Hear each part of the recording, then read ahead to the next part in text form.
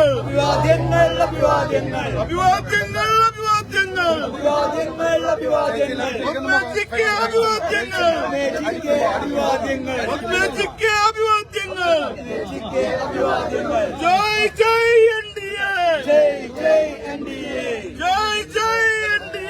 ചേച്ചി സ്ഥാനാർത്ഥിയല്ലേ? ചേച്ചി പ്രചാരണമല്ലേ പറഞ്ഞത്? അല്ലല്ല, ഞാൻ സ്ഥാനാർത്ഥിയെന്ന് ആര് പറഞ്ഞു? എന്നോട് പാർട്ടി ഇതുവരെ പറഞ്ഞിട്ടില്ല. പാർട്ടി പറഞ്ഞാൽ ഞാൻ സ്ഥാനാർത്ഥിയാവും. അല്ല, ഇപ്പൊ ഇത്തവണ സ്വാഭാവികമായിട്ടും സാധ്യത കൂടുതൽ ഇപ്പോ ചേച്ചി കഴിഞ്ഞ 2 തവണ ഇവിടെ നിയമസഭാ സ്ഥാനാർത്ഥിയായിരുന്നു ചേച്ചി. UDF-ലായിരുന്നു മാത്രം.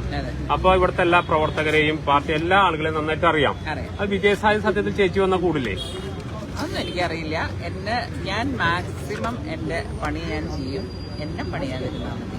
കാരണം ഇത്രയും ഞാൻ കഴിഞ്ഞ പ്രാവശ്യം വളരെ പ്രതീക്ഷയോട്ടാണ് വന്നത്. വളരെ സങ്കടത്തോടു കൂടിയിട്ടാണ് ഞാനിവിടെ നിന്നത്. അത് ഇപ്രാവശ്യം ഉണ്ടാവില്ല. കാരണം എനിക്ക് തൃശ്ശൂരുകാരെ അറിയാം. അതിലൊരു 5-6 പേര് നമുക്കിട്ട് താങ്ങിയെന്നല്ലാണ്ട് തൃശ്ശൂരുകാർ അല്ലെങ്കിൽ ഞാൻ വീണ്ടും തിരിച്ച് തൃശ്ശൂർക്ക് തന്നെ വരില്ലല്ലോ. അത് എന്റെ നാട്ടുകാരോടുള്ള എന്റെ സ്നേഹമാണ്. മത്സരിക്കുകയാണെങ്കിൽ തൃശ്ശൂർ തന്നെയാണ് മനസ്സിലുണ്ടാകുന്നത്. അത് ഉറപ്പാണ്. മത്സരിക്കാൻ പറഞ്ഞാൽ അത് തൃശ്ശൂർ തന്നെ മത്സരിക്കും. നേതൃത്വം അങ്ങനെയാണ് വല്ലതും പറഞ്ഞു വെച്ചു? മത്സരത്തിന്റെ കാര്യം വല്ലതും നേതൃത്വത്തിന്? ഇല്ല, ഒന്നും പറഞ്ഞിട്ടില്ല. അടുത്ത ദിവസങ്ങൾ ഇവിടെ ക്യാമ്പ് ചെയ്യുന്നുണ്ടാവോ അതോ എങ്ങനെയാണ്? ഉണ്ടായില്ല, ഇതെന്റെ വീടല്ലേ. സ്വന്തം വീടുണ്ട്. ഞാൻ വരാറുണ്ട്, പോകാറുണ്ട്. ആരെയും അറിയിക്കാറില്ല.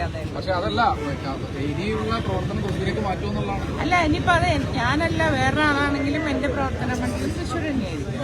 തൃശ്ശൂർ ആര് നിൽക്കണോ അവർക്ക് വേണ്ടി ഞാൻ പ്രവർത്തിക്കും.